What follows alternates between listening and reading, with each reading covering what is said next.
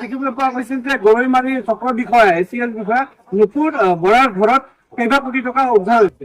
প্ৰায় 1 কোটি টকা নগদ টকা আৰু সোণৰ গহনা।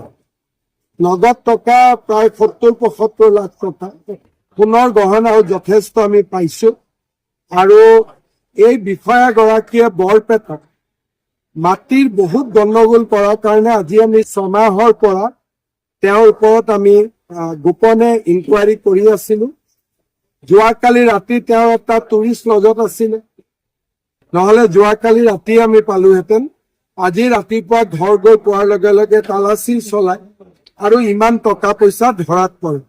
গুৱাহাটীত গলে মই আৰু বিতং প্ৰতিবেদন লাভ কৰিব পাৰিম। প্ৰতিবাৰে দুৰ্নীতিৰ ক্ষেত্ৰত ৰাজহ চক্ৰৰ বিষয়াসকলে জড়িত অসমত সংখ্যালঘু অধ্যুষিত অঞ্চলসমূহৰ ৰেভিনিউ চাৰ্কুলত বহুত বেছি দুৰ্নীতি হৈ আছে।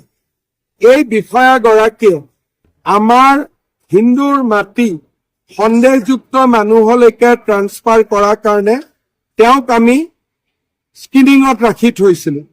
6 মাহৰ পৰাই তেওঁৰ গতিবিধি আমি চাই আছিলো। বৰপেটাত ৰাজহ চক্ৰ বিষয়া হৈ থাকোতে হিন্দুৰ মাটিত তেওঁ সন্দেহযুক্ত লোকলৈ টকা লৈ পেলাই হস্তান্তৰিত কৰিছিল, আৰু সেইকাৰণে আজি আমি কঠোৰ ব্যৱস্থা লৈছো।